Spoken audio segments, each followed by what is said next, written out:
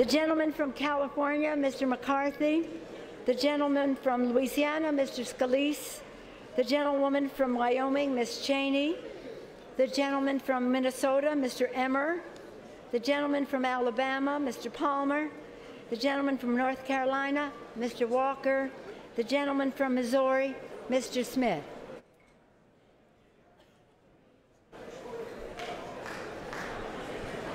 The President of the Senate, at the direction of that body, appoints the following senators as members of the committee on the part of the Senate to escort the President of the United States into the House chamber. The Senator from Kentucky, Mr. McConnell. The Senator from South Dakota, Mr. Thune. The Senator from Iowa, Mr. Grassley. The Senator from Wyoming, Mr. Barraza. The Senator from Missouri, Mr. Blunt. The Senator from Iowa, Ms. Ernest. The Senator from Indiana, Mr. Young. The Senator from New York, Mr. Schumer. The Senator from Illinois, Mr. Durbin. The Senator from Washington, Mrs. Murray. The Senator from Michigan, Ms. Stabenow. The Senator from Massachusetts, Ms. Warren. The Senator from Minnesota, Ms. Klobuchar, and the Senator from Wisconsin, Ms. Baldwin.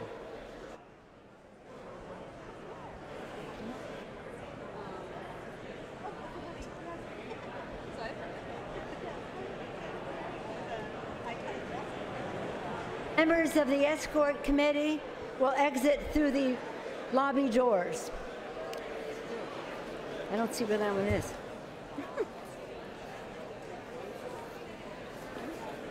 Oh, there it is. The lobby doors are there. This is mine. This is yours.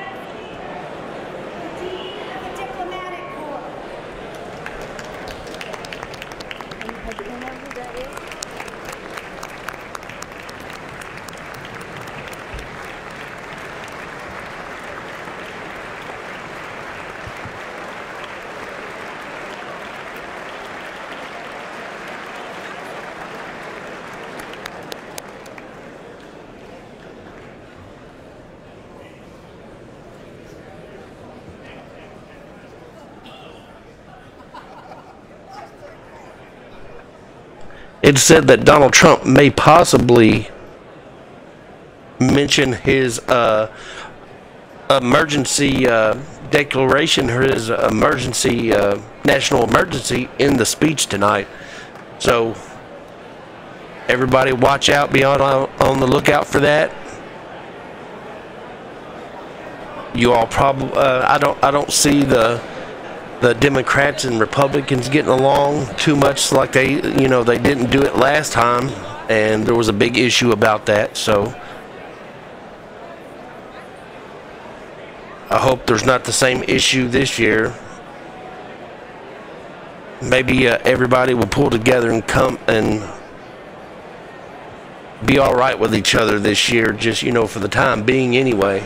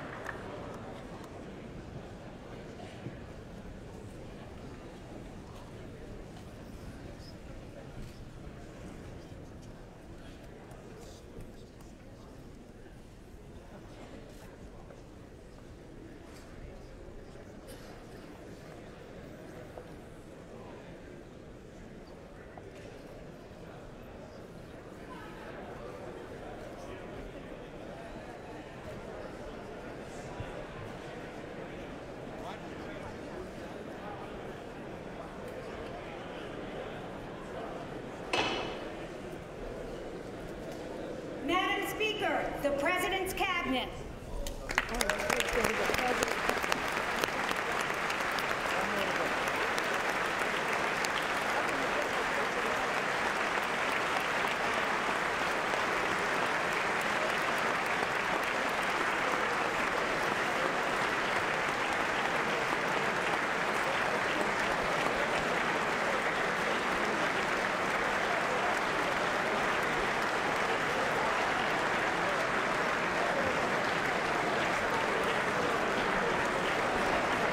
You're welcome, everyone. I hope you enjoy it.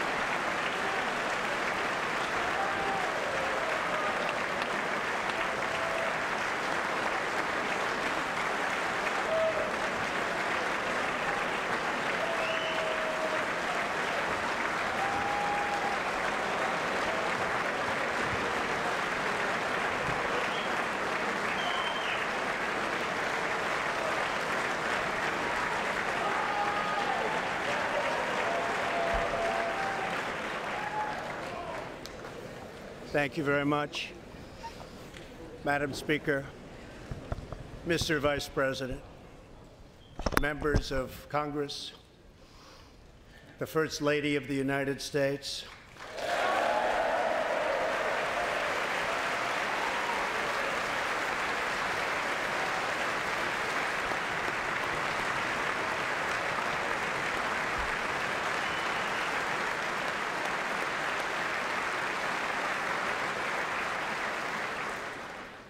and my fellow Americans.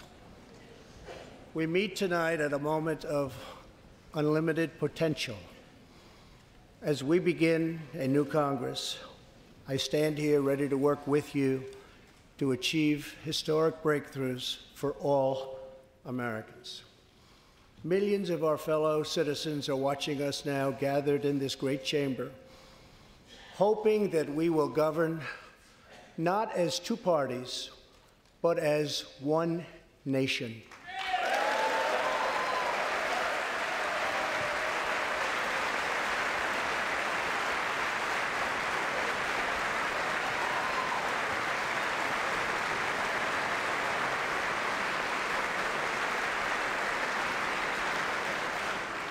The agenda I will lay out this evening is not a Republican agenda or a Democrat agenda. It's the agenda of the American people. Many of us have campaigned on the same core promises: to defend American jobs and demand fair trade for American workers, to rebuild and revitalize our nation's infrastructure, to reduce the price of health care and prescription drugs, to create an immigration system that is safe, lawful, modern, and secure, and to pursue a foreign policy that puts America's interest first. There is a new opportunity in American politics if only we have the courage together to seize it.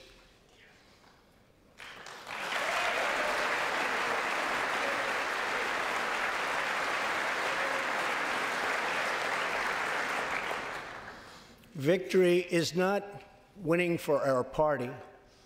Victory is winning for our country.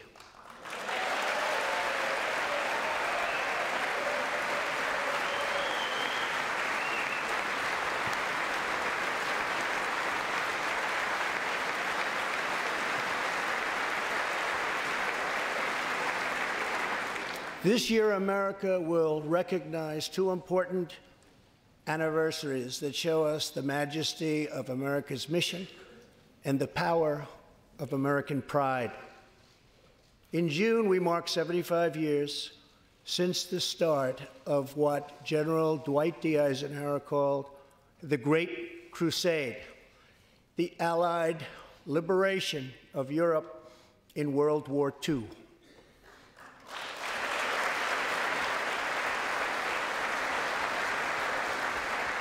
On D-Day, June 6, 1944, 15,000 young American men jumped from the sky, and 60,000 more stormed in from the sea to save our civilization from tyranny. Here with us tonight are three of those incredible heroes: Private First Class Joseph Riley, Staff Sergeant Irving Locker, and Sergeant Herman Zaitchik. Please.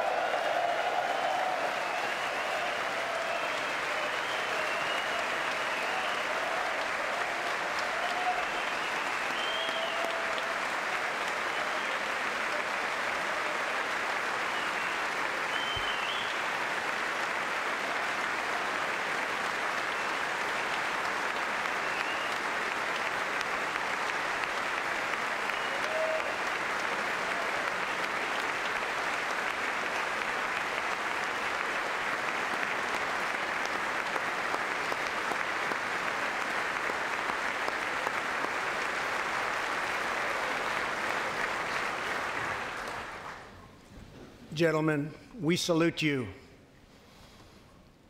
In 2019, we also celebrate 50 years since brave young pilots flew 250,000 miles through space to plant the American flag on the face of the moon. Half a century later, we are joined by one of the Apollo 11 astronauts who planted that flag, Buzz Aldrin.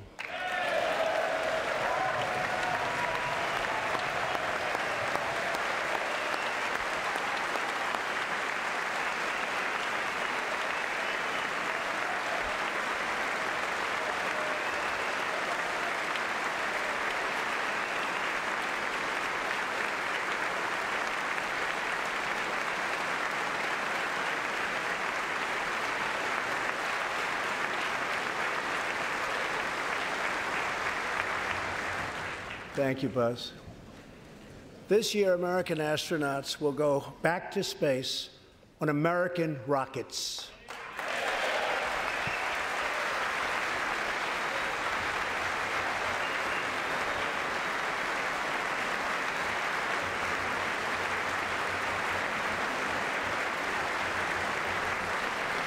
In the 20th century, America saved freedom, transformed science, redefined the middle class, and when you get down to it, there's nothing anywhere in the world that can compete with America.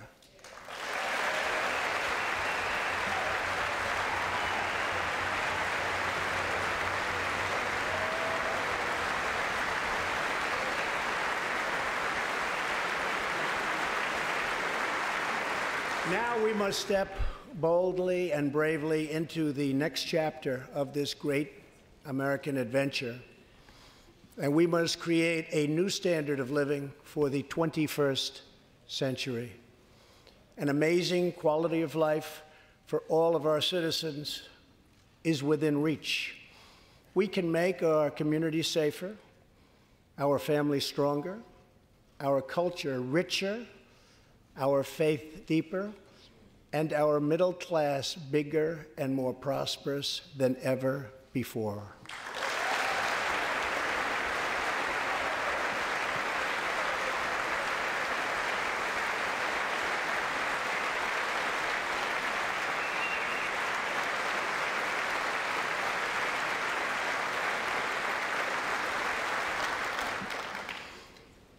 But we must reject the politics of revenge, resistance, and retribution, and embrace the boundless potential of cooperation, compromise, and the common good.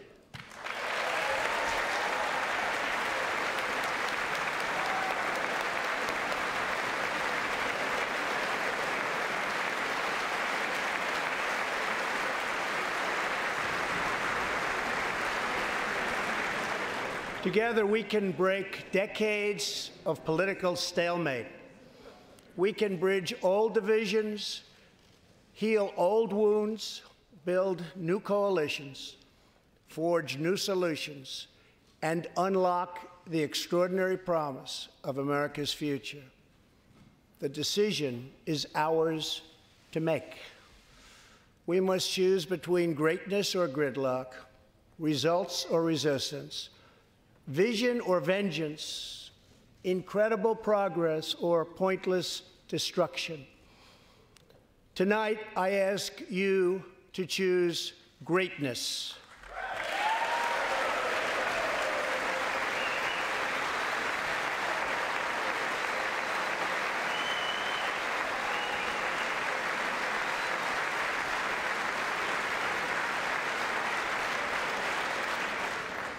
Over the last 2 years, my administration has moved with urgency and historic speed to confront problems neglected by leaders of both parties over many decades. In just over 2 years since the election, we have launched an unprecedented economic boom, a boom that has rarely been seen before. There's been nothing like it. We have created 5.3 million new jobs, and importantly added 600,000 new manufacturing jobs, something which almost everyone said was impossible to do. But the fact is, we are just getting started.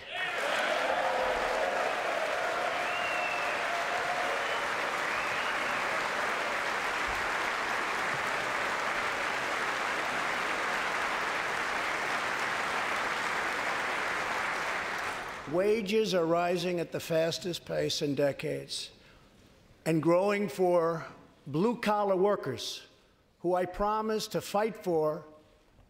They're growing faster than anyone else thought possible. Nearly 5 million Americans have been lifted off food stamps.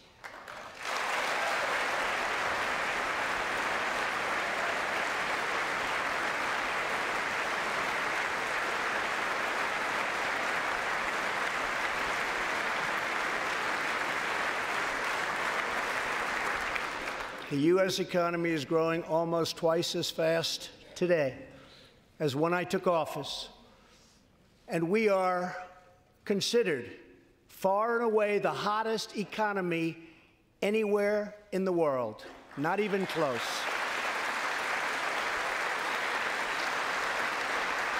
Unemployment has reached the lowest rate in over half a century.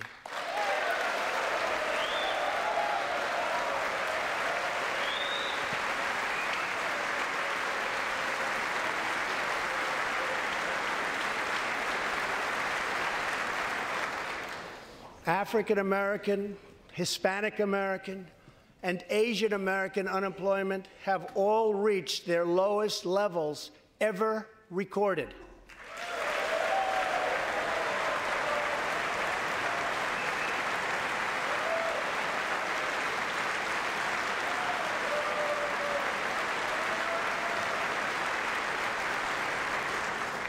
Unemployment for Americans with disabilities has also reached an all-time low.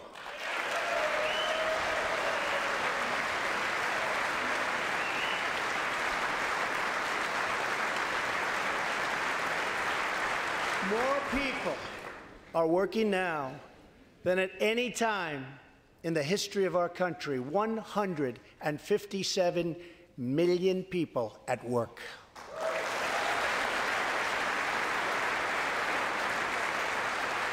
We passed a massive tax cut for working families and doubled the child tax credit.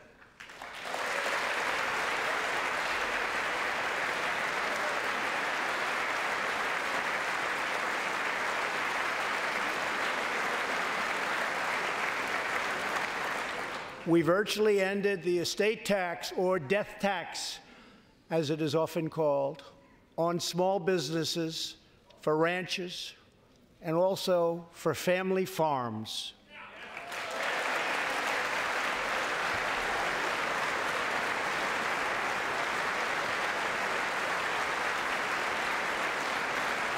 We eliminated the very unpopular Obamacare individual mandate penalty.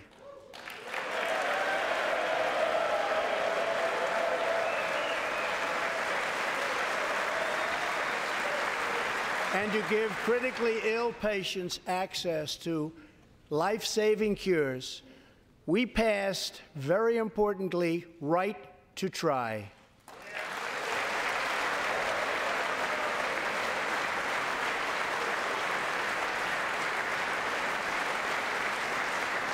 My administration has cut more regulations in a short period of time than any other administration during its entire tenure.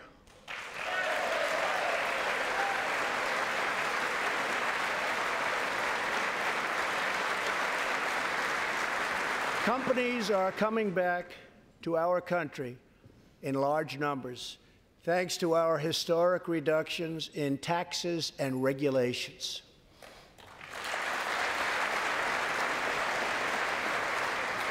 And we have unleashed a revolution in American energy.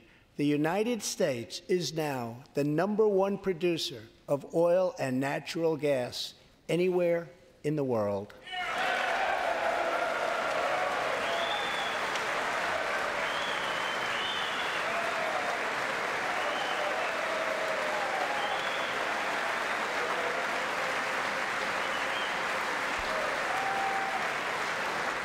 And now, for the first time in 65 years, we are a net exporter of energy.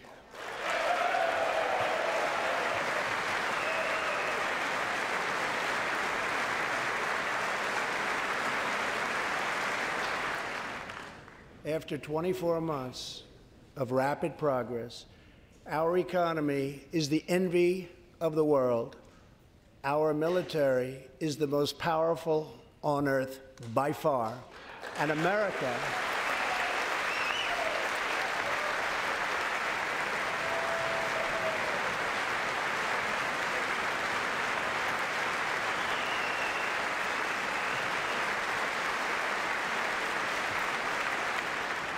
America is again winning each and every day.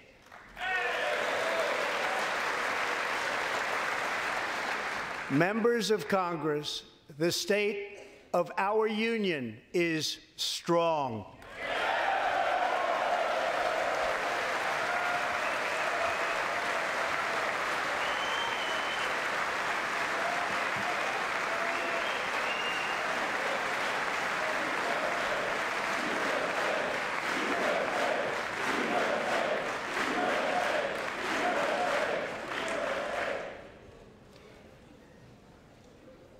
That sounds so good.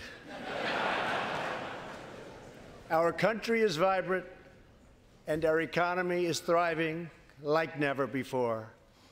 On Friday, it was announced that we added another 304,000 jobs last month alone, almost double the number expected.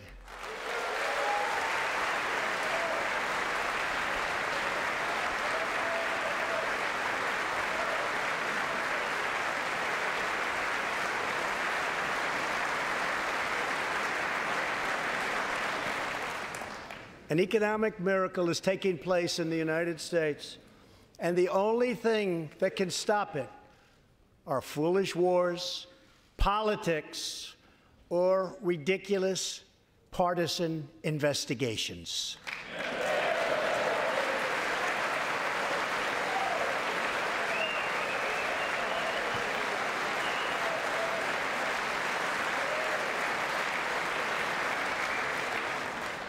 If there is going to be peace and legislation, there cannot be war and investigation. It just doesn't work that way. We must be united at home to defeat our adversaries abroad. This new era of cooperation can start with finally confirming the more than 300 highly qualified nominees who are still stuck in the Senate, in some cases years and years waiting. Not right.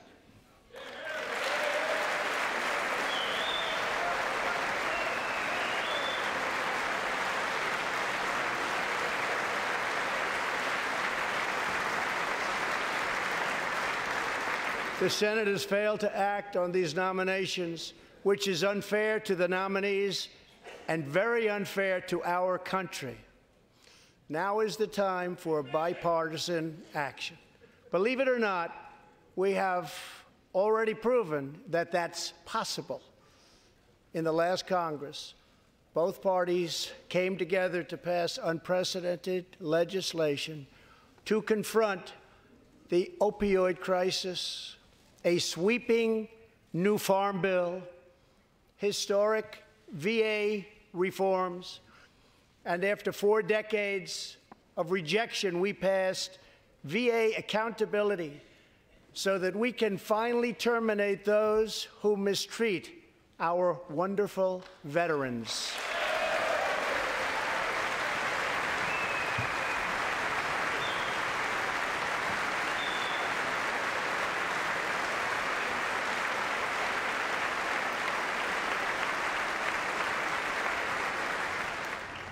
And just weeks ago, both parties united for groundbreaking criminal justice reform. They said it couldn't be done.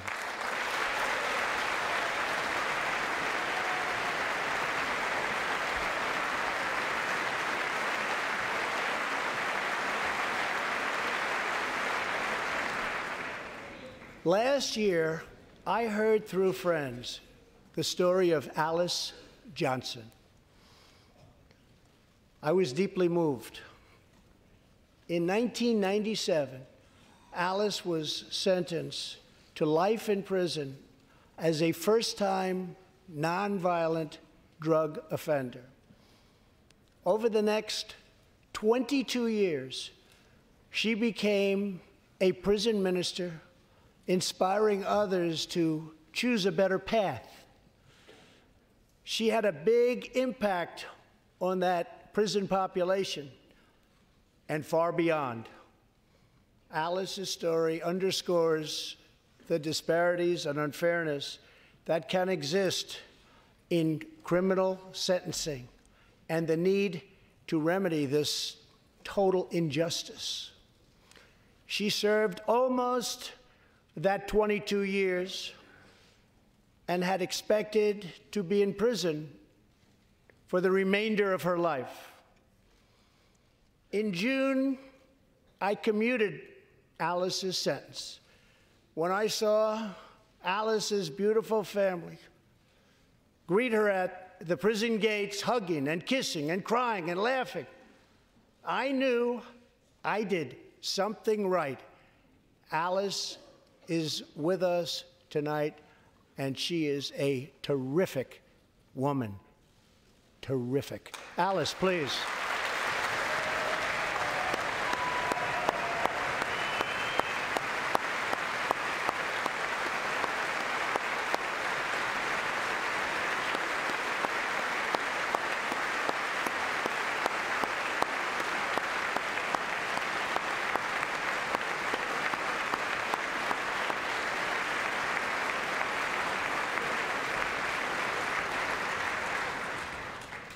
Alice, thank you for reminding us that we always have the power to shape our own destiny. Thank you very much, Alice. Thank you very much.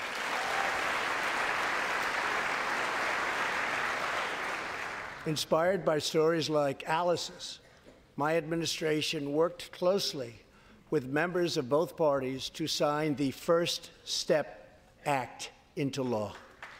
Big deal. It's a big deal.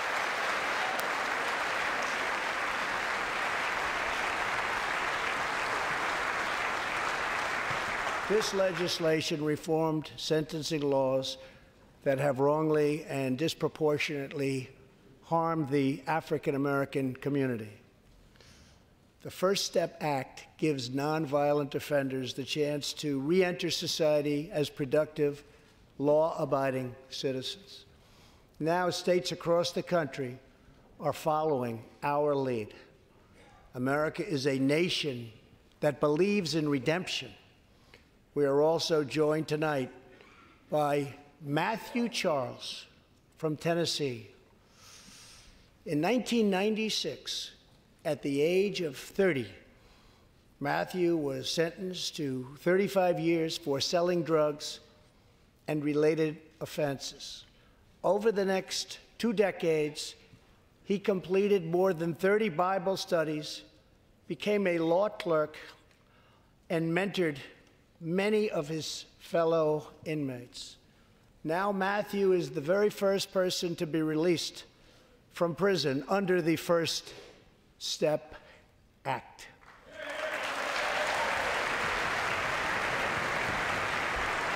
Matthew, please.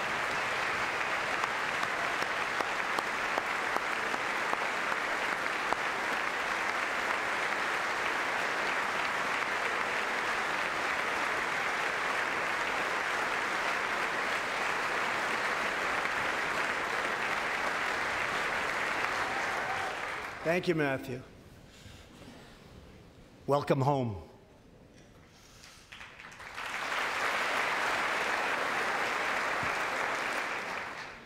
Now, Republicans and Democrats must join forces again to confront an urgent national crisis. Congress has 10 days left to pass a bill that will fund our government, protect our homeland, and secure our very dangerous southern border. Now is the time for Congress to show the world that America is committed to ending illegal immigration and putting the ruthless coyotes, cartels, drug dealers, and human traffickers out of business.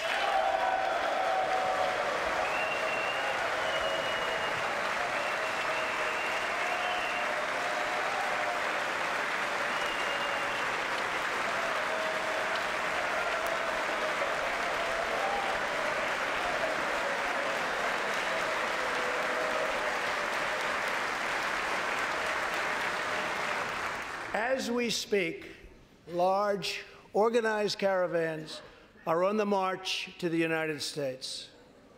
We have just heard that Mexican cities, in order to remove the illegal immigrants from their communities, are getting trucks and buses to bring them up to our country in areas where there is little border protection. I have ordered another 3,750 troops to our southern border to prepare for this tremendous onslaught. This is a moral issue. The lawless state of our southern border is a threat to the safety, security, and financial well-being of all America. We have a moral duty to create an immigration system that protects the lives and jobs of our citizens. This includes our obligation to the millions of immigrants living here today who followed the rules and respected our laws. Legal immigrants enrich our nation and strengthen our society in countless ways.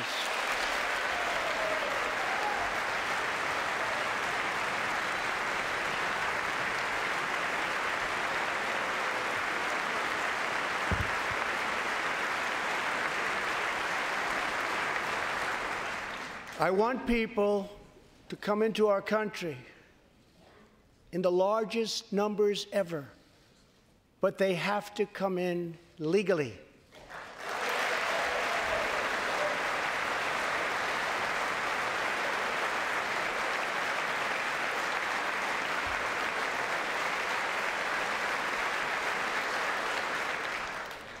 Tonight, I am asking you to defend our very dangerous southern border out of love and devotion to our fellow citizens and to our country.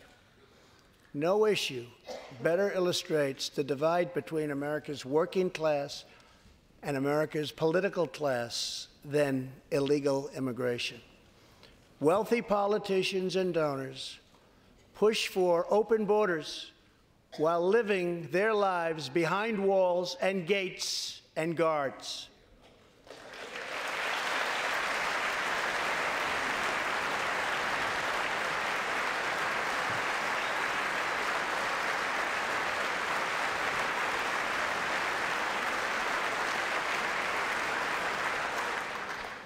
Meanwhile, working-class Americans are left to pay the price for mass illegal immigration. Reduced jobs, lower wages, overburdened schools, hospitals that are so crowded you can't get in, increased crime, and a depleted social safety net. Tolerance for illegal immigration is not compassionate. It is actually very cruel.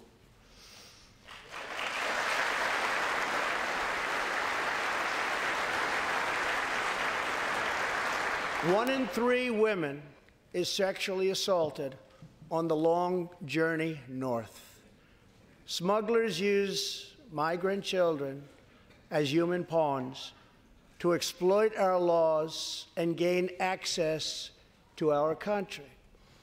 Human traffickers and sex traffickers take advantage of the wide open areas between our ports of entry to smuggle thousands of young girls and women into the United States and to sell them into prostitution and modern-day slavery. Tens of thousands of innocent Americans are killed by lethal drugs that cross our border and flood into our cities, including meth, heroin, cocaine, and fentanyl. The savage gang, MS-13, now operates in at least 20 different American states, and they almost all come through our southern border. Just yesterday, an MS-13 gang member was taken into custody for a fatal shooting on a subway platform in New York City. We are removing these gang members by the thousands, but until we secure our border, they're going to keep streaming right back in. Year after year, countless Americans are murdered by criminal, illegal aliens. I've gotten to know many wonderful angel moms and dads and families. No one should ever have to suffer the horrible heartache that they have had to endure. Here tonight is Deborah Bissell. Just 3 weeks ago, Deborah's parents, Gerald and Sharon, were burglarized and shot to death in their Reno, Nevada home by an illegal alien. They were in their 80s and are survived by 4 children, 11 grandchildren, and 20 great-grandchildren. Also here tonight are Gerald and Sharon's granddaughter, Heather, and great-granddaughter, Madison. To Deborah, Heather, Madison, please stand. Few can understand your pain. Thank you, and thank you for being here. Thank you very much.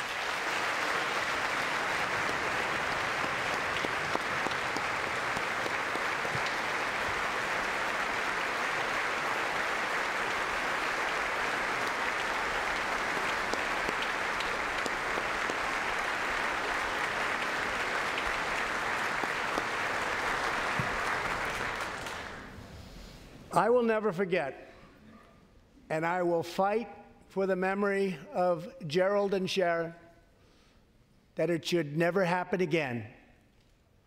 Not one more American life should be lost because our nation failed to control its very dangerous border. In the last 2 years, our brave ICE officers made 266,000 arrests of criminal aliens, including those charged or convicted of nearly 100,000 assaults, 30,000 sex crimes, and 4,000 killings or murders. We are joined tonight by one of those law enforcement heroes, ICE Special Agent Elvin Hernandez. When Elvin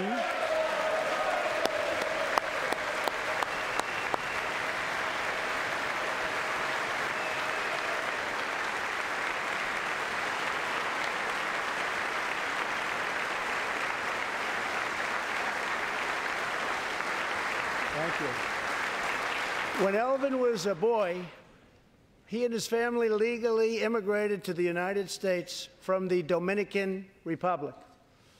At the age of 8, Elvin told his dad he wanted to become a special agent.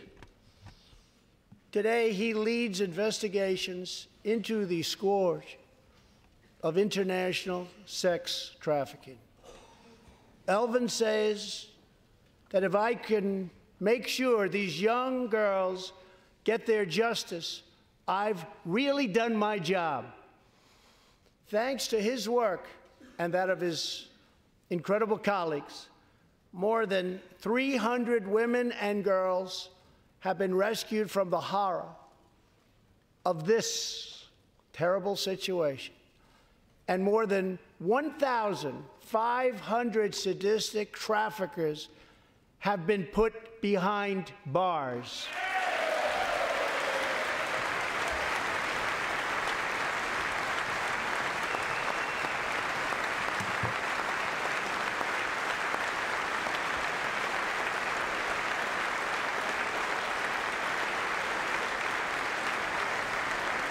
you, Alvin.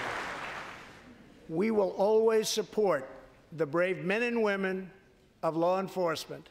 And I pledge to you tonight that I will never abolish our heroes from ICE. Thank you.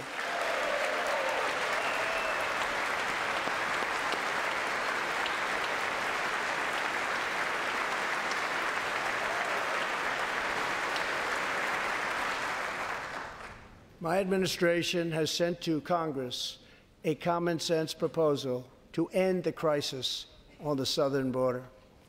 It includes humanitarian assistance, more law enforcement, drug detection at our ports, closing loopholes that enable child smuggling, and plans for a new physical barrier or wall to secure the vast areas between our ports of entry.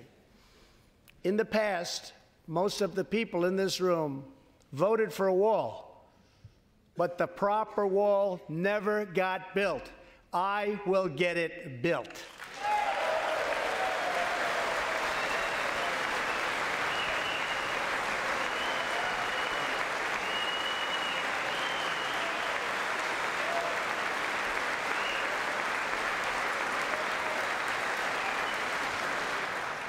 This is a smart, strategic, see-through steel barrier, not just a simple concrete wall. It will be deployed in the areas identified by the border agents as having the greatest need, and these agents will tell you where walls go up, illegal crossings go way, way down.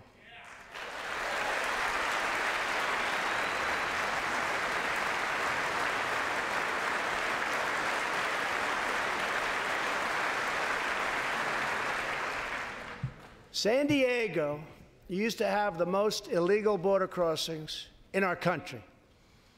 In response, a strong security wall was put in place. This powerful barrier almost completely ended illegal crossings. The border city of El Paso, Texas, used to have extremely high rates of violent crime, one of the highest in the entire country, and considered one of our nation's most dangerous cities. Now, immediately upon its building, with a powerful barrier in place, El Paso is one of the safest cities in our country. Simply put, walls work and walls save lives.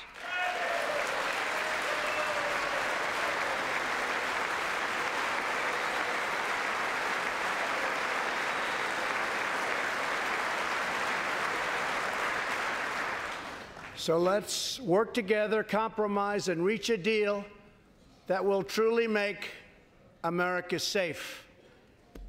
As we work to defend our people's safety, we must also ensure our economic resurgence continues at a rapid pace. No one has benefited more from our thriving economy than women, who have filled 58% of the newly created jobs last year.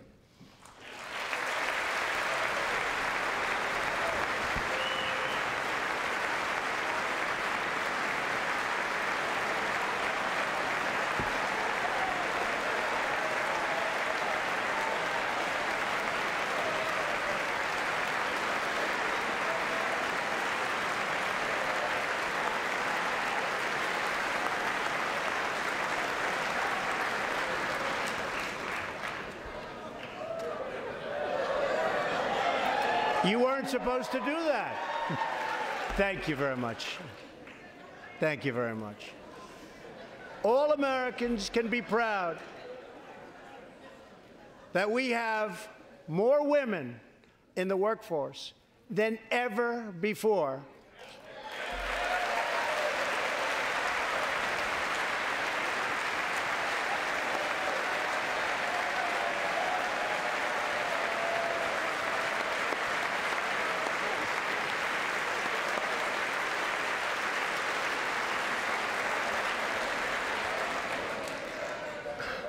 Don't sit yet. You're going to like this. And exactly 1 century after Congress passed the constitutional amendment giving women the right to vote, we also have more women serving in Congress than at any time before.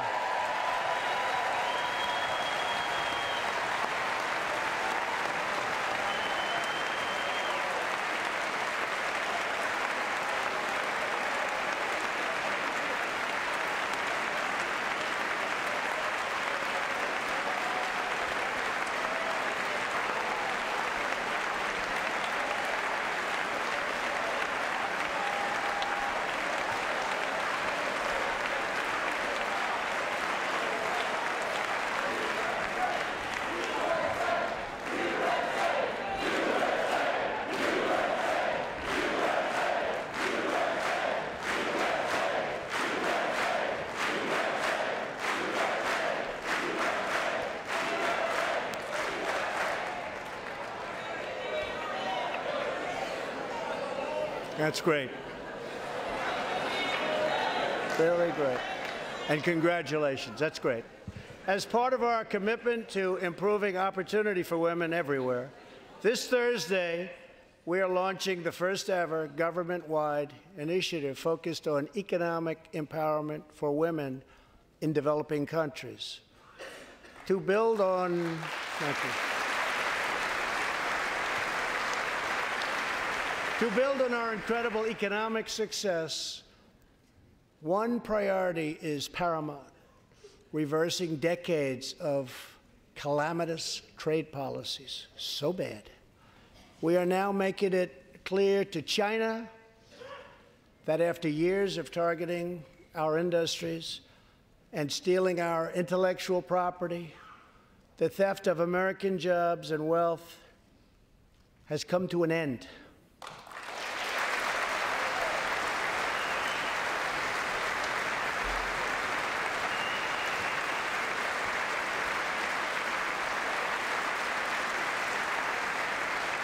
Therefore, we recently imposed tariffs on $250 billion of Chinese goods, and now our Treasury is receiving billions and billions of dollars. But I don't blame China for taking advantage of us. I blame our leaders and representatives for allowing this travesty to happen. I have great respect for President Xi, and we are now working on a new trade deal with China. But it must include real structural change to end unfair trade practices, reduce our chronic trade deficit, and protect American jobs.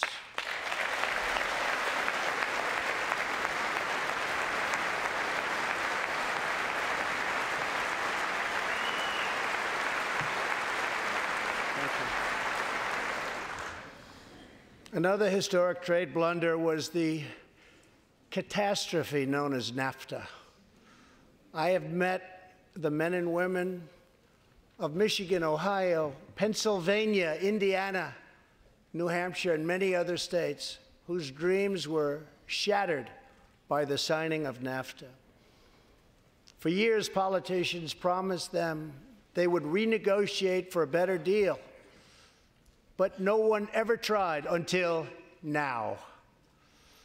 Our new U.S.-Mexico-Canada agreement, the USMCA, will replace NAFTA and deliver for American workers like they haven't had delivered to for a long time. I hope you can pass the USMCA into law so that we can bring back our manufacturing jobs in even greater numbers, expand American agriculture, protect intellectual property, and ensure that more cars are proudly stamped with our 4 beautiful words: Made in the USA.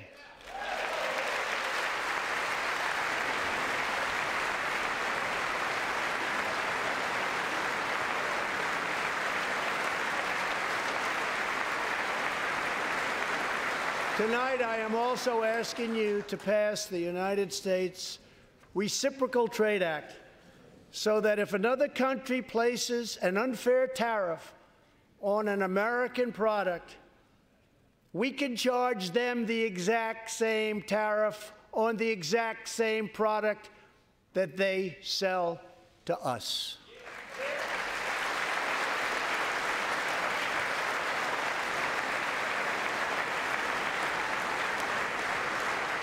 Both parties should be able to unite for a great rebuilding of America's crumbling infrastructure.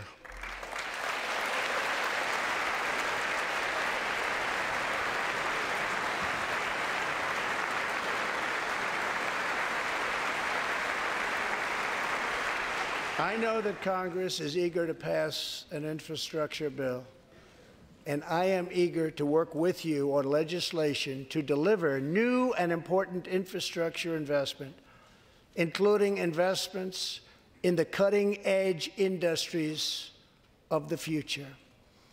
This is not an option. This is a necessity. The next major priority for me and for all of us should be to lower the cost of health care and prescription drugs and to protect patients with pre-existing conditions.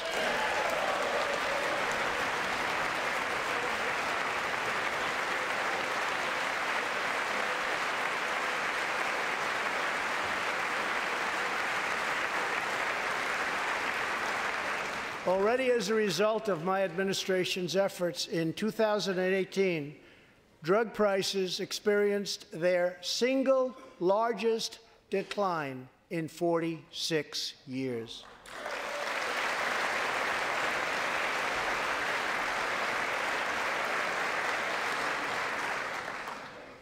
But we must do more.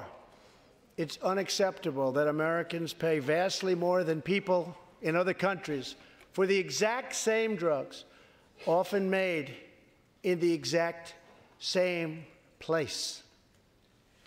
This is wrong, this is unfair, and together we will stop it, and we'll stop it fast.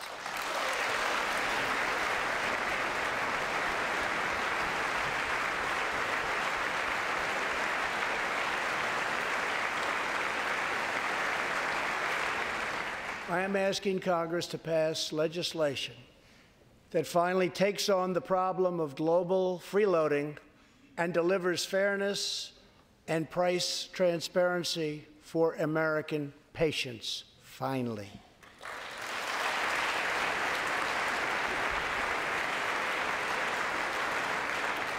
We should also require drug companies, insurance companies, and hospitals to disclose real prices to foster competition and bring costs way down.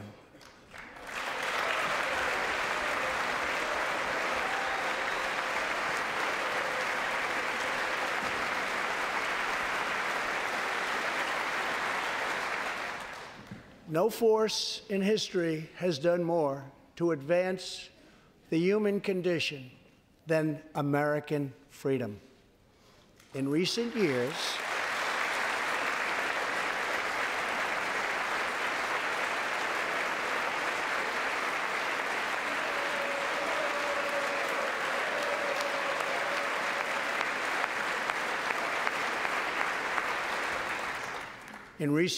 we have made remarkable progress in the fight against HIV and AIDS.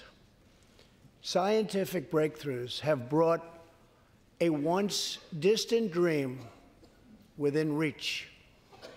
My budget will ask Democrats and Republicans to make the needed commitment to eliminate the HIV epidemic in the United States within 10 years. We have made incredible strides, incredible.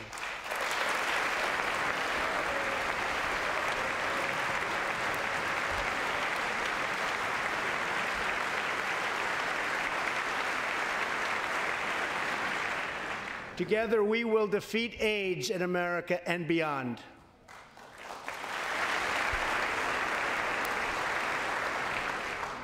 Tonight, I am also asking you to join me in another fight that all Americans can get behind, the fight against childhood cancer.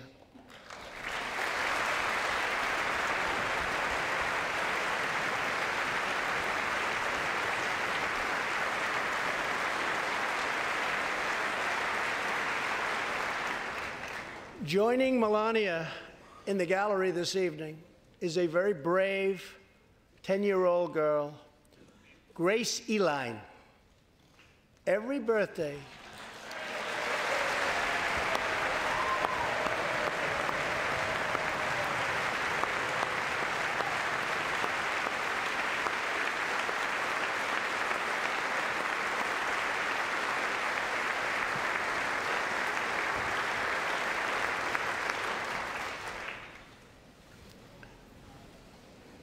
hi, Grace. Every birthday since she was 4, Grace asked her friends to donate to St. Jude's Children's Hospital. She did not know that one day she might be a patient herself. That's what happened. Last year, Grace was diagnosed with brain cancer. Immediately, she began radiation treatment. At the same time, she rallied her community and raised more than $40,000 for the fight against cancer.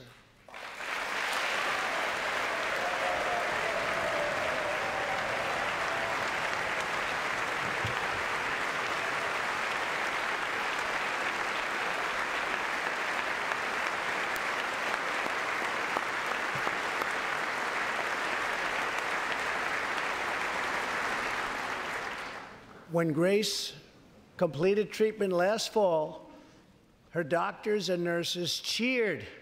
They loved her. They still love her. With tears in their eyes as she hung up a poster that read, "Last day of chemo."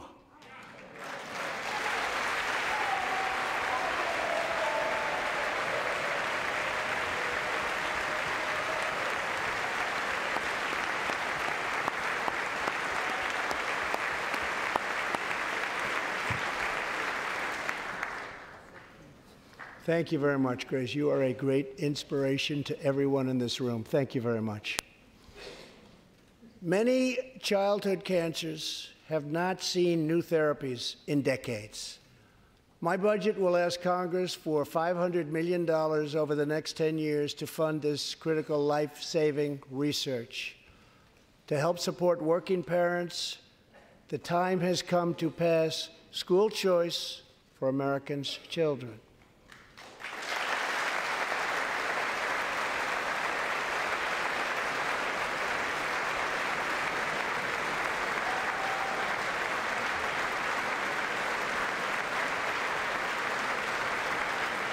I am also proud to be the first president to include in my budget a plan for nationwide paid family leave so that every new parent has the chance to bond with their newborn child.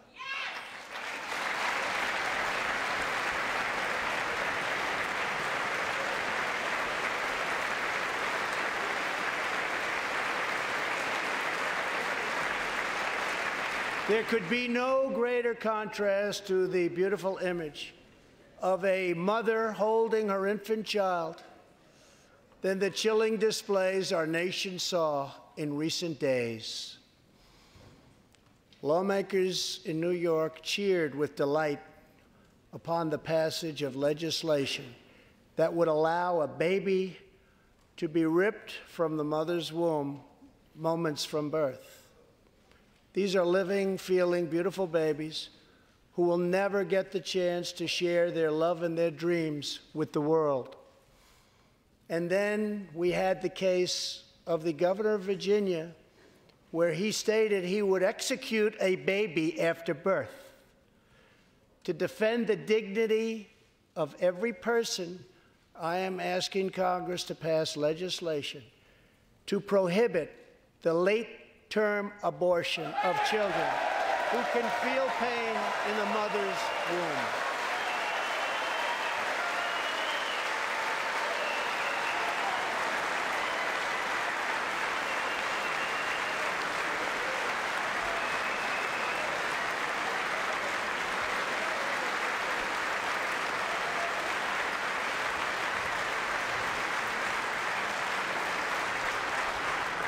Let us work together to build a culture that cherishes innocent life.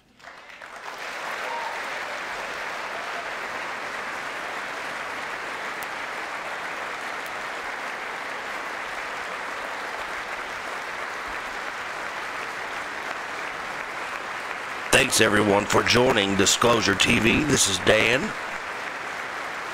Hope you are enjoying the show. And let us reaffirm a fundamental truth.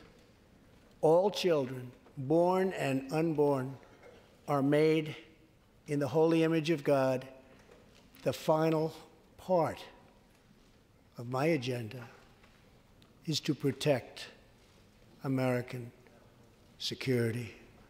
Over the last 2 years, we have begun to fully rebuild the United States military with $700 billion last year and $716 billion this year. We are also getting other nations to pay their fair share. Finally.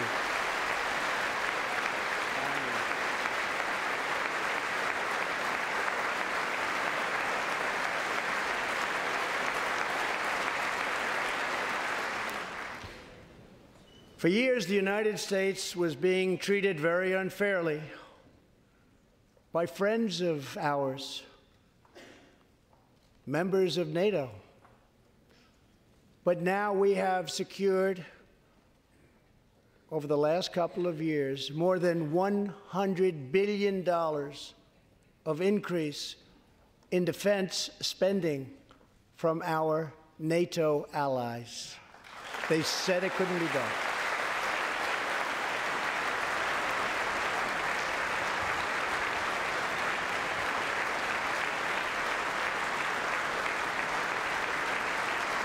As part of our military buildup, the United States is developing a state-of-the-art missile defense system. Under my administration, we will never apologize for advancing America's interests. For example, decades ago, the United States entered into a treaty with Russia in which we agreed to limit and reduce our missile capability. While we followed the agreement and the rules to the letter, Russia repeatedly violated its terms. Well, ballyhoo, just for that, you deserve a shout out since it's 3 a.m. in UK and you're watching my channel. Everybody say hey to ballyhoo. The Intermediate Range Nuclear Forces Treaty, or INF Treaty. Perhaps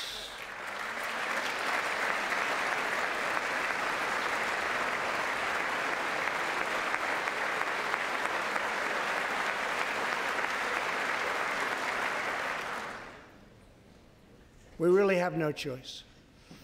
Perhaps we can negotiate a different agreement, adding China and others.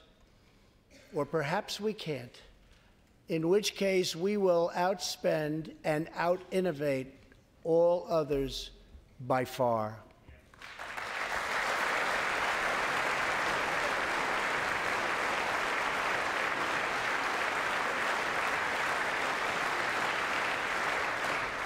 As part of a bold new diplomacy, we continue our historic push for peace on the Korean Peninsula. Our hostages have come home. Nuclear testing has stopped, and there has not been a missile launch in more than 15 months. If I had not been elected President of the United States, we would right now, in my opinion, be in a major war with North Korea.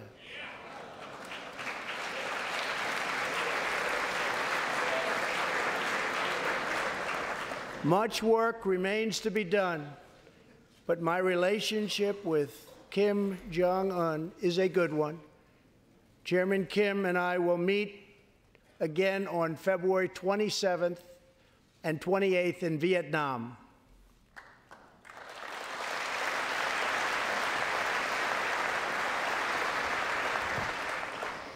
2 weeks ago, the United States officially recognized the legitimate government of Venezuela and its new president, Juan Guaido.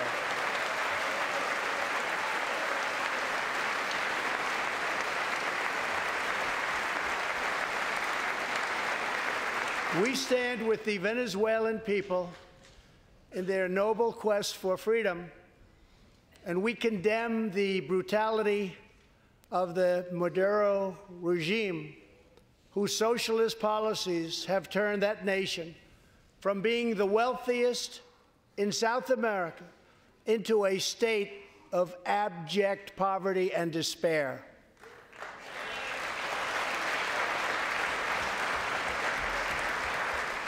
Here in the United States, we are alarmed by the new calls to adopt socialism in our country. America was founded on liberty and independence, and not government coercion, domination, and control. We are born free, and we will stay free.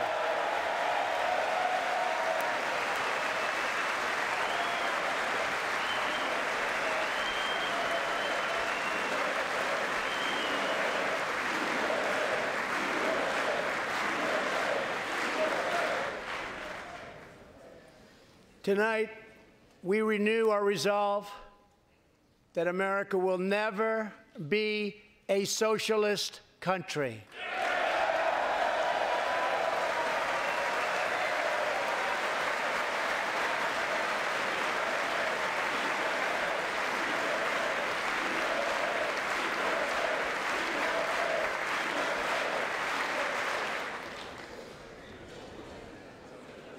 One of the most complex set of challenges we face and have for many years is in the Middle East. Our approach is based on principled realism, not discredited theories that have failed for decades to yield progress. For this reason, my administration recognized the true capital of Israel and proudly opened the American embassy in Jerusalem.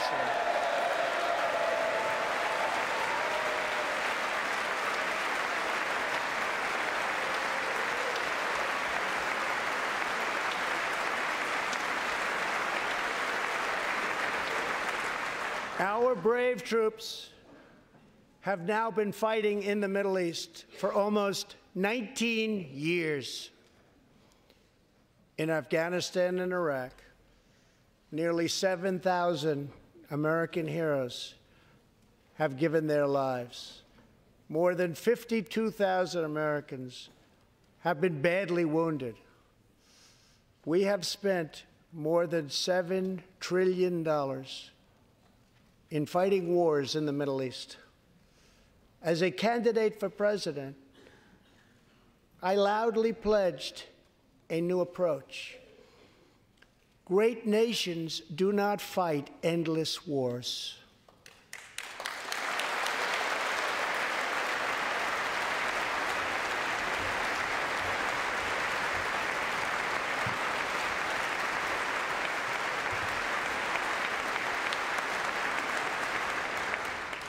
When I took office, ISIS controlled more than 20,000 square miles in Iraq and Syria just 2 years ago. Today, we have liberated virtually all of the territory from the grip of these bloodthirsty monsters.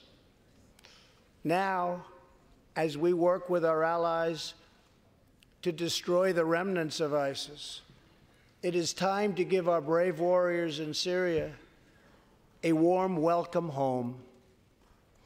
I have also accelerated our negotiations to reach, if possible, a political settlement in Afghanistan. The opposing side is also very happy to be negotiating. Our troops have fought with unmatched valor, and thanks to their bravery, we are now able to pursue a possible political solution to this long and bloody conflict.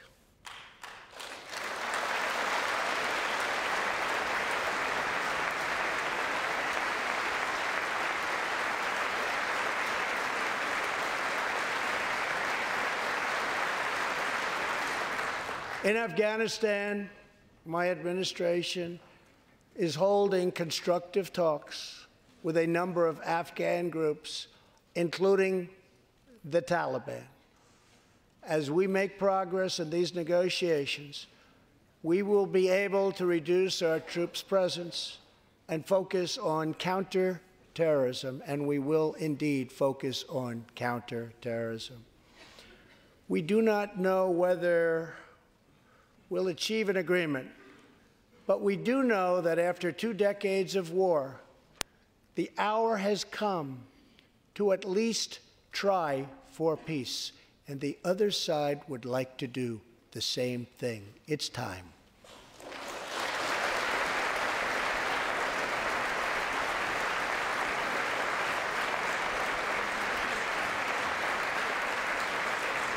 Above all, friend and foe alike must never doubt this nation's power and will to defend our people.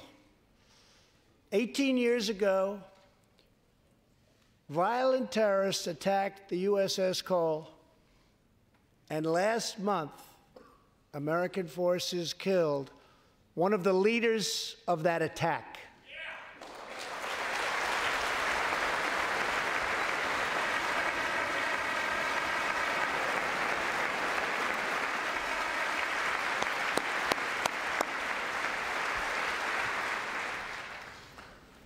We are honored to be joined tonight by Tom Wibberley, whose son, Navy seaman Craig Wibberley, was one of the 17 sailors we tragically lost.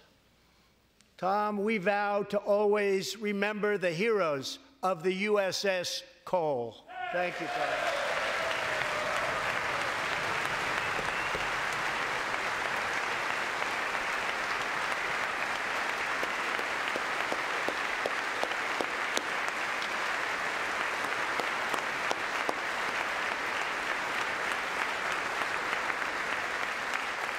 My administration has acted decisively to confront the world's leading state sponsor of terror, the radical regime in Iran. It is a radical regime. They do bad, bad things. To ensure this corrupt dictatorship never acquires nuclear weapons, I withdrew the United States from the disastrous Iran nuclear deal.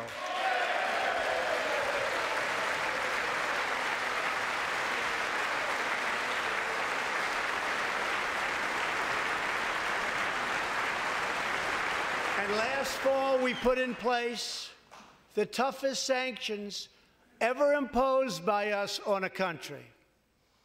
We will not avert our eyes from a regime that chants death to America and threatens genocide against the Jewish people.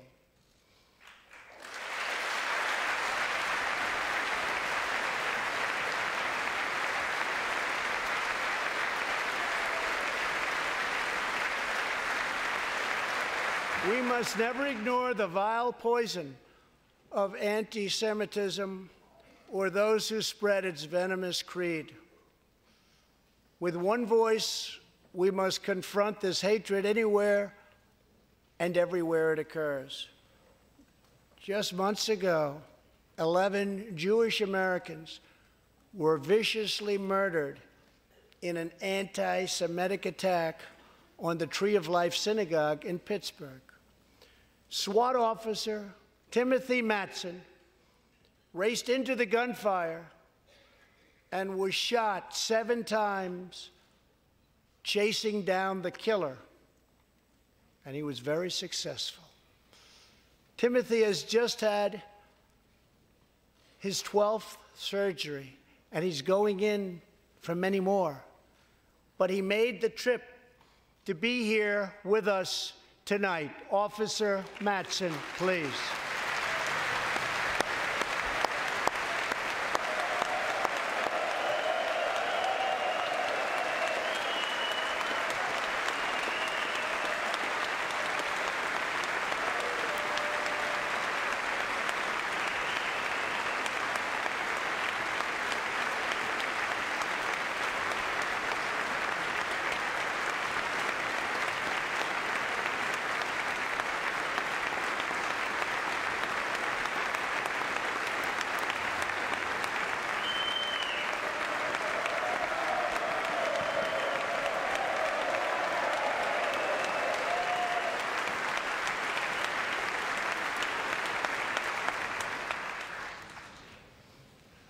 Thank you. We are forever grateful. Thank you very much. Tonight, we are also joined by Pittsburgh survivor, Judah Samet. He arrived at the synagogue as the massacre began. But not only did Judah narrowly escape death last fall, more than 7 decades ago, he narrowly survived the Nazi concentration camps. Today is Judah's 81st birthday.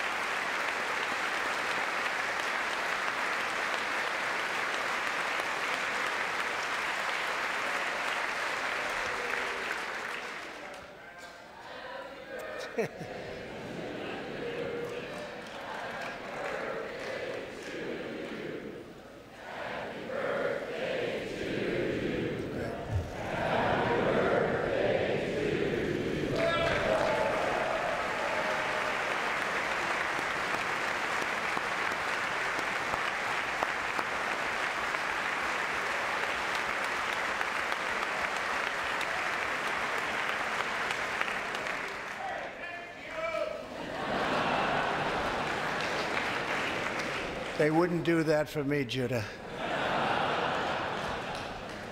Judah says he can still remember the exact moment nearly 75 years ago, after 10 months in a concentration camp, when he and his family were put on a train and told they were going to another camp. Suddenly, the train screeched to a very strong halt. A soldier appeared. Judah's family braced for the absolute worst. Then his father cried out with joy, "It's the Americans! It's the Americans!"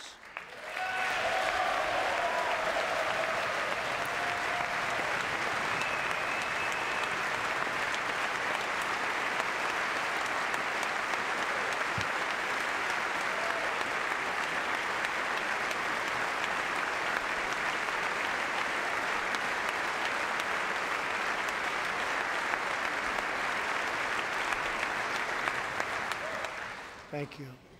A second Holocaust survivor who is here tonight, Joshua Kaufman, was a prisoner at Dachau. He remembers watching through a hole in the wall of a cattle car as American soldiers rolled in with tanks. To me, Joshua recalls, the American soldiers were proof that God exists. And they came down from the sky. They came down from heaven. I began this evening by honoring 3 soldiers who fought on D-Day in the Second World War. One of them was Herman Zaitchik. But there is more to Herman's story. A year after he stormed the beaches of Normandy, Herman was one of the American soldiers who helped liberate Dachau.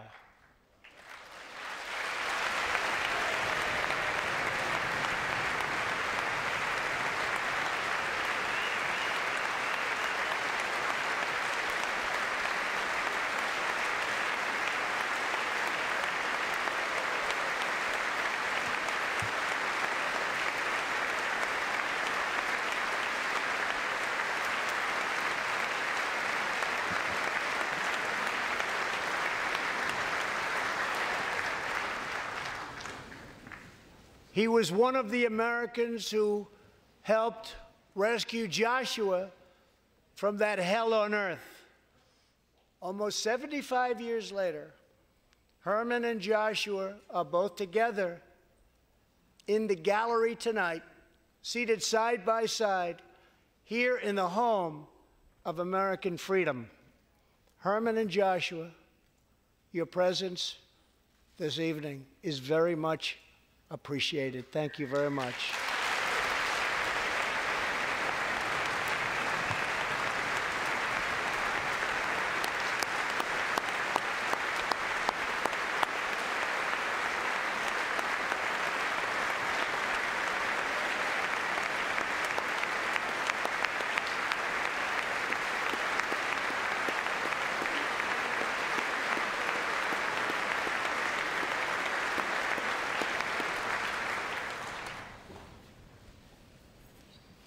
Thank you. When American soldiers set out beneath the dark skies over the English Channel in the early hours of D-Day 1944, they were just young men of 18 and 19 hurtling on fragile landing craft toward the most momentous battle in the history of war. They did not know if they would survive the hour. They did not know if they would grow old, but they knew that America had to prevail. Their cause was this nation and generations yet unborn. Why did they do it? They did it for America. They did it for us.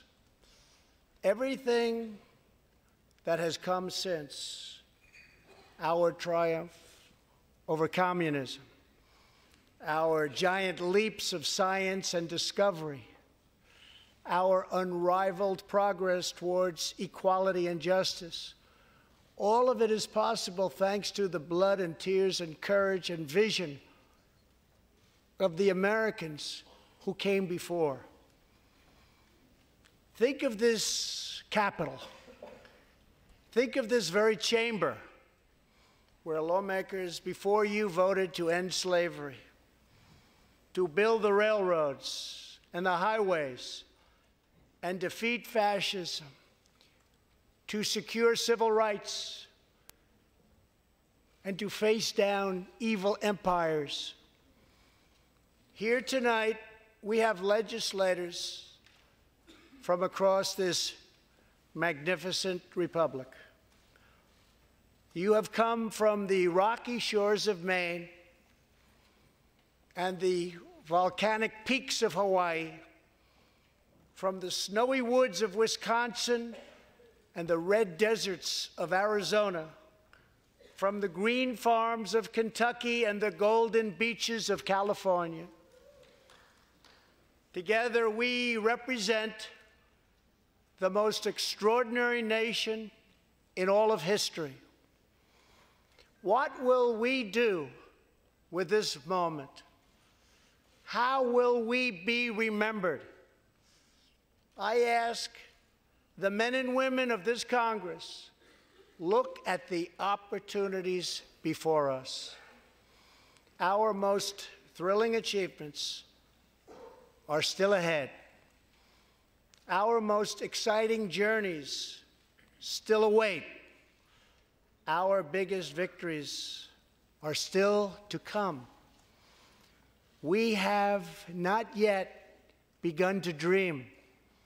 We must choose whether we are defined by our differences or whether we dare to transcend them.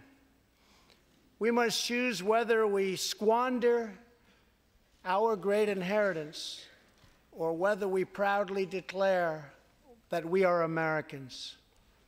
We do the incredible. We defy the impossible. We conquer the unknown. This is the time to reignite the American imagination. This is the time to search for the tallest summit and set our sights on the brightest star. This is the time to rekindle the bonds of love and loyalty and memory that link us together as citizens, as neighbors, as patriots. This is our future, our fate, and our choice to make. I am asking you to choose greatness. No matter the trials we face, no matter the challenges to come, we must go forward together. We must keep America first in our hearts. We must keep freedom alive in our souls. And we must always keep faith in America's destiny. That one nation, under God, must be the hope and the promise and the light and the glory among all the nations of the world. Thank you, God bless you, and God bless America. Thank you very much. Thank you.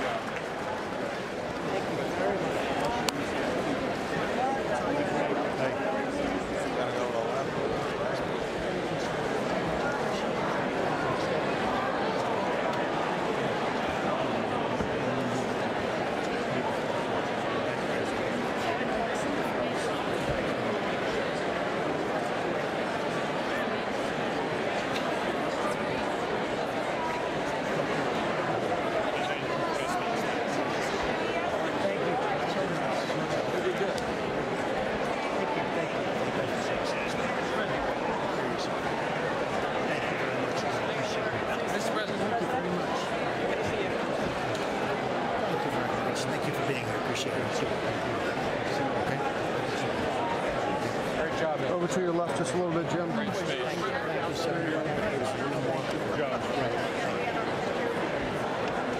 Hey, Mr. President. Thank you, Mitch. That was great. Really good. Hey, Sean, what can I tell you about Anytime you want. Thank you very much, Todd. Thank you, man. We talked about the mothers. Appreciate you. This is it? Yeah. I will take care of it. We'll talk about it. Excellent speech. It was. Thank you, Mike. Keep knocking down the court. Really terrific. Thanks, David. There we go. Here we go.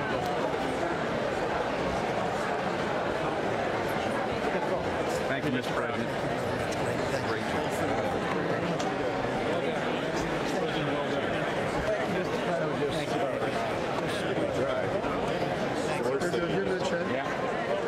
Jim, you good? Thanks, Phil. Thanks, man.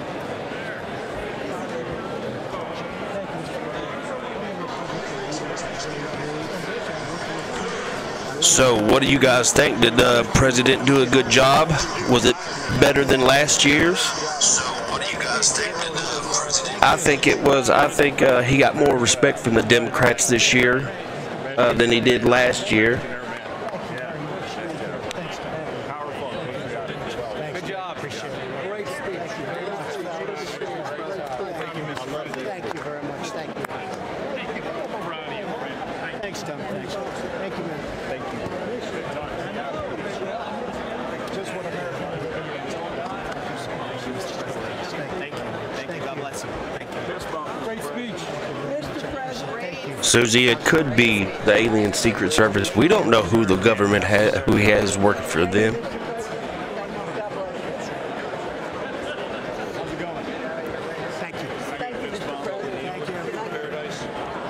Bless you. Thank you. Football. Thank you very much.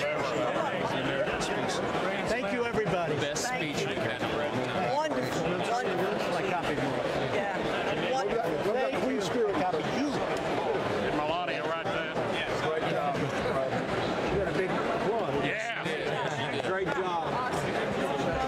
So personally, I think he did a great job this year. And I think that after today, his polls will probably increase in his favor. Thank you, everybody. Yes, sir. All right, well, good. Okay. Great job. Thank you.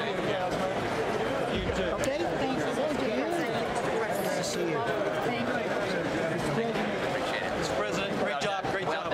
With you, sir. Got the kids here. Thank you, Mr. President. Great job. Knocked it out of the park today. Everything good? Doing good. Do you think they're all going to go party now? They probably will.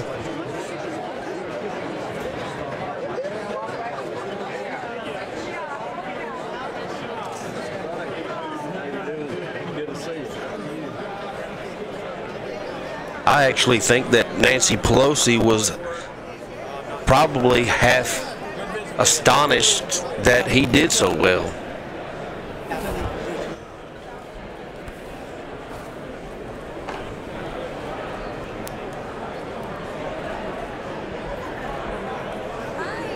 Thank you, Doctor. The chair declares this joint session of the two houses now dissolved.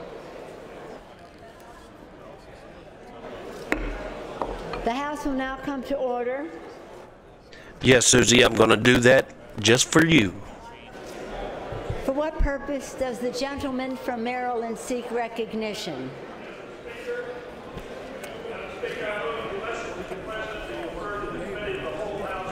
What next? Without objection, so. Okay. Again, for what purpose does the gentleman from Maryland seek recognition? The question is on the motion to adjourn. Those in favor say aye. Those opposed, no. The ayes have it. The motion is agreed to. So next, if you all stay tuned, sorry, that went off. Let me fix that.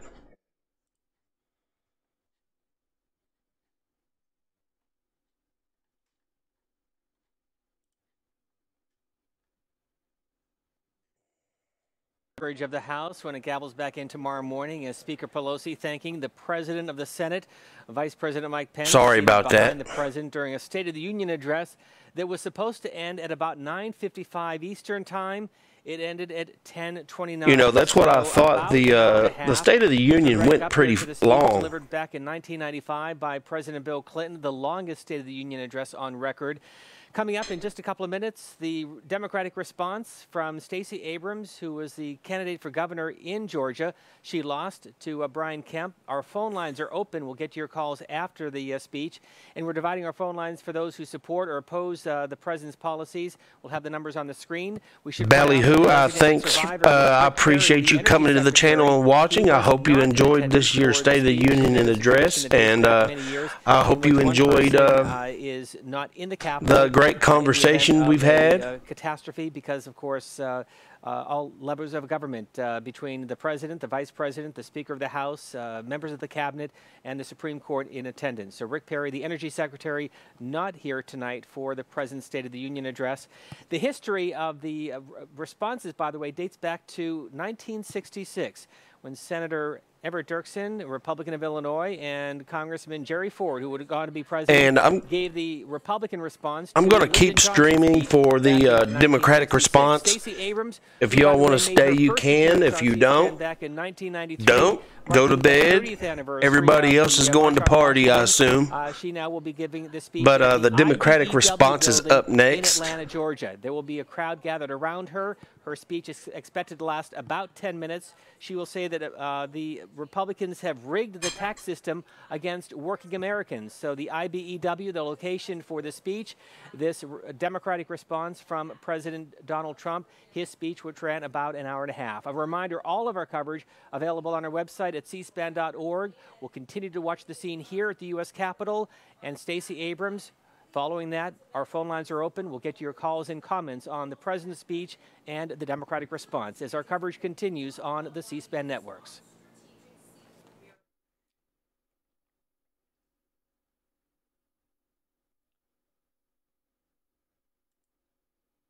I do not know how long it's going to take before the Democratic response starts.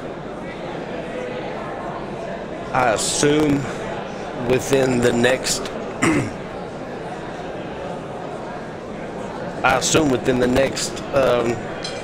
20 minutes maybe. Oh yes, Susie, thanks for reminding me that. Hit the thumbs up button if you liked it. I hope you all liked it. And hit the subscribe button. Hit the notification bell in the corner.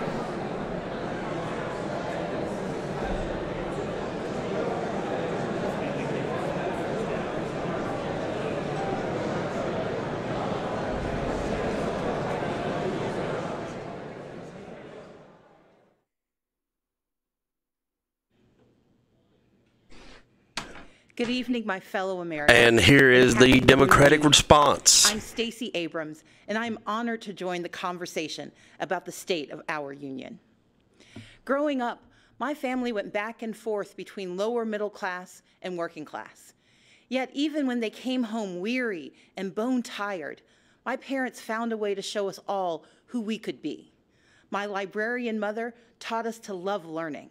My father, a shipyard worker, put in overtime and extra shifts, and they made sure we volunteered to help others. Later, they both became United Methodist ministers, an expression of the faith that guides us. These were our family values: faith, service, education, and responsibility. Now, we only had one car, so sometimes my dad had to hitchhike and walk long stretches during Ballyhoo, do they not stream C-SPAN in the UK or any of this in the UK? Out looking for him, and we eventually found my dad making his way along the road, soaked and shivering in his shirt sleeves. When he got in the car, my mom asked if he'd left his coat at work. He explained that he'd given it to a homeless man he'd met on the highway. When we asked why he'd given away his only jacket, my dad turned to us and said, "Yeah, I left that man, he'd still be alone." I was talking to a lady earlier from the UK, and she had told me our power and strength as that Americans they don't get very much news on the US over there, and we don't get very much news over here on the UK. That while success is not guaranteed, we live in a nation where opportunity is possible. But we do not succeed alone. In these United States, when times are tough, we can persevere. Yeah, we get two different BBC channels here. Our first responders will come for us. It is this mantra, this uncommon grace of community, that has driven me to become an attorney, a small business owner, a writer, and most recently, the Democratic nominee for governor of Georgia. My reason for running... Ballyhoo, Susie wants to know where you're at in the UK. Promise of opportunity for all. And I stand here tonight because I hold fast to my father's credo. Together, we are coming for America, for a better America. Just a few weeks ago, I joined volunteers to distribute meals to furloughed federal workers. They waited in line for a box of food and a sliver of hope since they hadn't received paychecks in weeks. Making livelihoods of our federal workers a pawn for political games is a disgrace. The shutdown was a stunt, engineered by the President of the United States, one that defied every tenet of fairness and abandoned our people. I think part of my family came from a town called Gravesend, England. Does that ring a bell? With the Republican speaker or governor, but I understood that our constituents didn't care about our political parties, they cared about their lives. So when we had to negotiate criminal justice reform or transportation or foster care improvements, the leaders of our state didn't shut down. We came together and we kept our word. It should be no different in our nation's capital. We may come from different sides of the political aisle, but our joint commitment to the ideals of this nation cannot be negotiable. Our most urgent work is to realize Americans' dreams of today and tomorrow, to carve a path to independence and prosperity that can last a lifetime. Children deserve an excellent education from cradle to career. We owe them safe schools and the highest standards, regardless of zip code. Yet this White House responds timidly, while first graders practice active shooter drills, and the price of higher education grows ever steeper. From now on, our leaders must be willing to tackle gun safety measures and face the crippling effect of educational loans, to support educators and invest what is necessary to unleash the power of America's greatest minds. I actually tracked my family heritage all the way back to two brothers that came on the very last ship of the Mayflower. Are being crushed by Republican leadership that ignores real life or just doesn't understand it. Under the current administration, far too many hard-working Americans are falling behind, living paycheck to paycheck. I am from the lovely state of Kentucky. Even worse harm. The Republican tax bill rigged the system. I just recently moved back from California. Back jobs, plants are closing. I lived in California for about a year and a half, 2 years. Pace with the actual cost of living. We owe more to the millions of everyday folks who keep. I actually moved to Malibu. Like truck drivers forced to buy their own rigs, farmers caught in a trade war, small business owners in search of capital, and domestic workers serving without labor protections. Women and men who could thrive if only they had the support and freedom to do so. We know bipartisanship could craft a 21st century immigration plan, but this administration chooses to cage children and tear families apart. Compassionate treatment at the border is not the same as open borders. President Reagan understood this. President Obama understood this. Americans understand this. And Democrats stand ready to effectively secure our ports and borders. But we must all embrace that from agriculture to healthcare to entrepreneurship, America is made stronger by the presence of immigrants, not walls. And rather than suing to dismantle the Affordable Care Act, I haven't been to Attorneys General have, our leaders must protect the New York yet. Well, I've been on that outside of New York. Lowering cost for everyone. My father has battled prostate cancer for years. To help cover the cost, Susie, are you talking about Fort Bragg? Because while you can defer some payments, you can't defer cancer treatment. In this great nation, Americans are skipping blood pressure pills, forced to choose between buying medicine or paying rent. Maternal mortality rates show that mothers, especially Black mothers, risk death to give birth. And in 14 states, including my home state, where a majority want it, our leaders refuse to expand Medicaid, which could save rural hospitals, save economies, and save lives. We can do so much more. Take action on climate change. Defend individual liberties with fair-minded judges. But none of these ambitions are possible without the bedrock guarantee of our. Why do you all think that they picked a former governor voter suppression is real? To give the Democratic response. Stay on the rolls, to moving and closing polling places, to rejecting lawful. Yeah, they still read from a teleprompter. It's called something else now. While I acknowledge the results, I can't remember what it's called. Here in Georgia, I did not, and we cannot accept efforts to undermine our right to vote.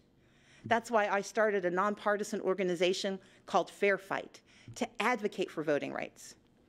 This is the next battle for our democracy, one where all eligible citizens can have their say about the vision we want for our country.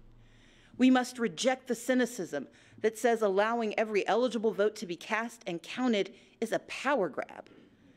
Americans understand that these are the values our brave men and women in uniform and our veterans risk their lives to defend.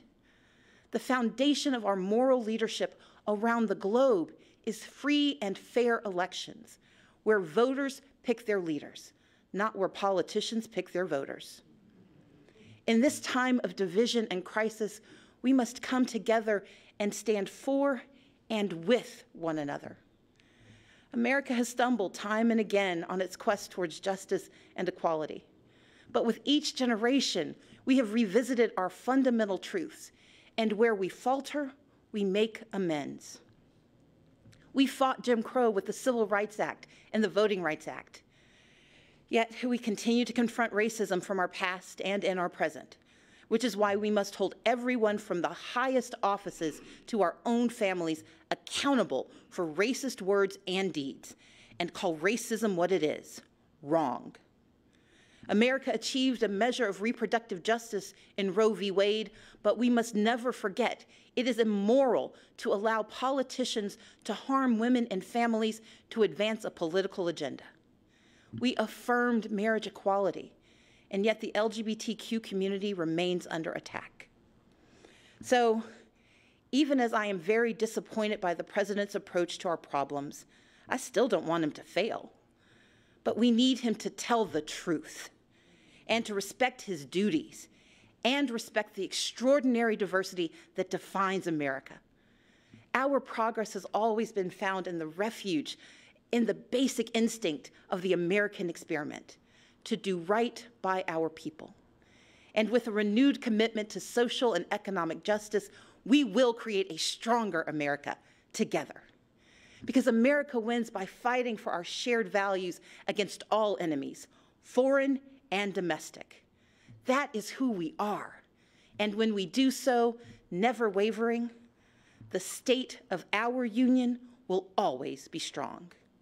Thank you, and may God bless the United States of America.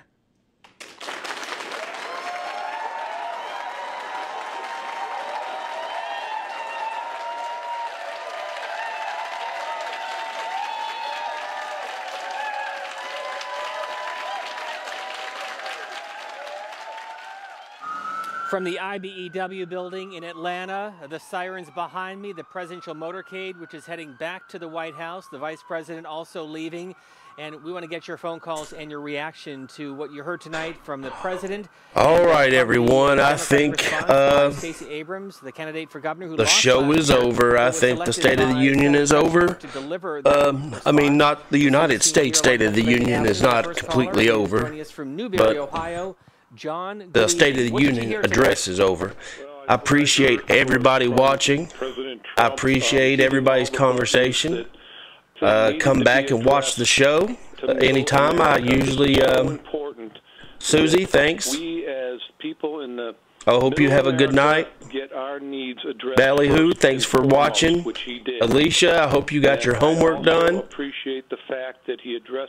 And I hope you all have a good night. And come back, watch the show. I usually do a live show every day. Hit the like button, hit the subscribe button, share my videos. Thanks for watching, everybody. And I'm going to hit the intro. The issue